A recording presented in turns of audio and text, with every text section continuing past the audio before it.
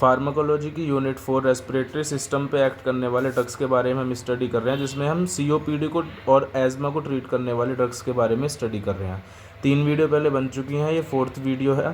ठीक है, तो इसमें हम कॉर्टिकोस्टेरॉइड्स के बारे में डिस्कस करेंगे कि ये ड्रग्स कैसे, इनका क्या मैकेनिज्म ऑफ एक्शन होता है, सब देखेंगे। ध्यान से देखिए, समझ में आएगा।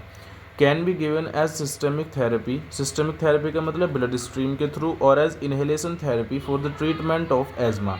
एज़मा को ट्रीट करने के लिए ये ड्रग्स इनहेलेशन थेरेपी के थ्रू भी लिए जा सकते हैं, इनहेल करके, और सिस्टमिक थेरेपी के थ्रू भी दिए जा सकते हैं कॉर्टिकोस्टेरॉइड्स। ठीक है, अब इनके एग्जांपल दिए हुए हैं बैक्लोमीथासोन डाइप्रोपियोनेट। ठीक है, ये जो ड्रग है ये 100 to 400 माइक्रोग्राम इसकी डोज यूज़ की जाती है, और कितनी, एक दिन में 2 to 4 पफ्स इनहेल किए जाते हैं। ठीक है, फ्लूटिकासोन 100 to 400 माइक्रोग्राम है, इसकी डोज भी 2 to 4 puffs per day use में लाए जाते हैं। ठीक है, ये क्या है, कॉमनली यूज्ड इनहेलेशन कॉर्टिकोस्टेरॉइड्स हैं।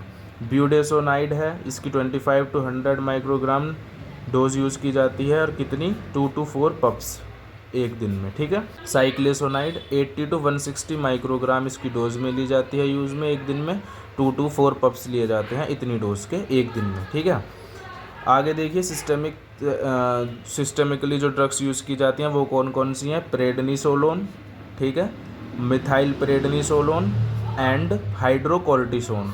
ये ड्रग्स क्या हैं, ये सिस्टेमिकली यूज्ड कॉर्टिकोस्टेरॉइड्स हैं, जो कि COPD एज़मा को ट्रीट करने के लिए, ठीक है ना, जो ब्रोंकियल एज़मा है उसको ट्रीट करने के लिए यूज़ में लाई जाती हैं।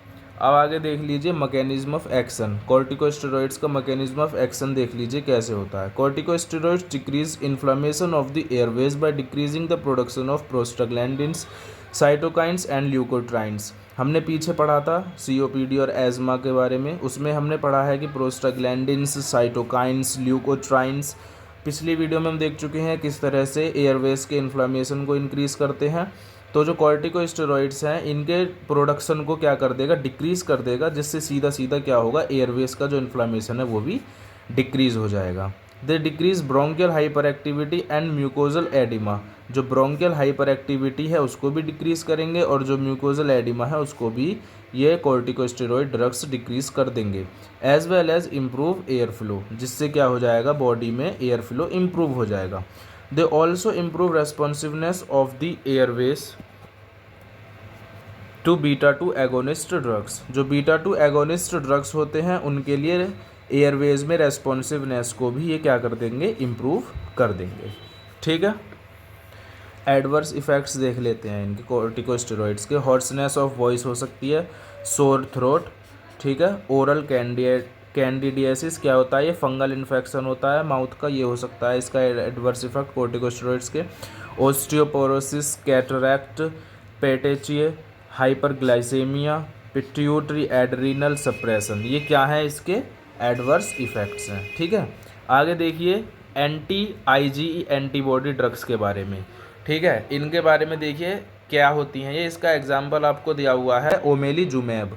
इसके बारे में देखिए, ह्यूमनाइज्ड मोनोक्लोनल एंटीबॉडी लेबोरेटरी में प्रिपेयर की जाती है। अगेंस्ट किसके लिए एक्ट करती हैं ये, इम्यूनोग्लोबुलिन IgE, इम्यूनोग्लोबुलिन IgE जो है इनके अगेंस्ट ये क्या करती हैं, ड्रग एक्टिविटी प्रोड्यूस करती हैं। इनका मैकेनिज्म ऑफ एक्शन देख लीजिए क्या होता है। It binds and neutralises free IgE present in the circulation on subcutaneous administration. जब इनको सबक्यूटेनियसली एडमिनिस्टर किया जाता है तो जो ये क्या करती हैं, ये IgE जो होते हैं सर्कुलेशन में प्रेजेंट, उनके साथ बाइंड होती हैं और उनको न्यूट्रलाइज कर देती हैं, उनकी एक्टिविटी को न्यूट्रलाइज कर देती हैं, जिसकी वजह से क्या होता है, जो IgE की मास्ट सेल्स के थ्रू बाइंड होने की जो एबिलिटी होती है उसको भी ये क्या कर देती हैं, डिक्रीज़ कर देती हैं। इसकी वजह से सीधी सीधी बात है, मास्ट सेल इन्फ्लेमेटरी मीडिएटर्स को इंक्रीज़ करता है, उनका प्रोडक्शन करवाता है, और जब मास्ट सेल से IgE बाइंड नहीं होगी तो इन्फ्लेमेटरी मीडिएटर्स का जो प्रोडक्शन है वो भी डिक्रीज़ हो जाएगा। ठीक है, आगे इसके यूजेस देखिए। बीइंग एक्सपेंसिव, ये एक्सपेंसिव होती हैं। It is used only in resistant cases of asthma in patients who have raised IgE levels. anti-IgE antibody देनी होंगी क्योंकि बॉडी में IgE लेवल्स रेज हो जाएगा। ठीक है, एडवर्स इफेक्ट्स देख लेते हैं इसके क्या होते हैं। इन्फ्यूज़न रिएक्शंस हो सकती हैं, एनाफाइलैक्सिस और इम्यूनोसप्रेशन। ये क्या है, ये इसके एडवर्स इफ़ेक्ट्स हैं। ठीक है, तो ये हमने देखा एंटी आईजी एंटीबॉडी ड्रग्स के बारे में, जिसका हमने एग्जांपल देखा ओमेलिजुमाब। ठीक है, अब आगे देख लेते हैं ट्रीटमेंट ऑफ स्टेटस एजमेटिकस, मतलब जो स्टेटस एजमेटिकस होता है उसको ट्रीट करने के लिए कैसे उसको ट्रीट करेंगे उसके बारे में देख लीजिए। इसे रिफ्रैक्टरी एजमा भी बोलते हैं। ठीक है, can be precipitated by many factors, इसके मतलब हाँ ये तो अलग बात है। ट्रीटमेंट इन्वॉल्व्स, इसके ट्रीटमेंट में देख लेते हैं इसका ट्रीटमेंट कैसे किया जाता है। IV hydrocortisone 100 to 200 mg every 4 to 8 hours. ठीक है, फिर हर 4 से 8 घंटे में 100 to 200 mg डोज लेनी है हाइड्रोकोर्टिसोन की, IV एडमिनिस्टर करवाना है इसको इंट्रावेनियसली। ठीक है, nebulised salbutamol plus ipratropium bromide every 30 minutes, हर 30 मिनट में नेबुलाइजर के थ्रू सैल्ब्यूटामोल और आइप्राट्रोपियम को इनहेल करवाना है। इंट्रामस्कुलर या सबक्यूटेनियस क्या देनी है, सैल्ब्यूटामोल और टर्ब्यूटालिन अगर उनकी ज़रूरत हो if needed. Humidified oxygen inhalation, humidified oxygen को इनहेल करवाना है। Antibiotics to treat chest infection, correction of dehydration and acidosis with sodium bicarbonate rich fluids.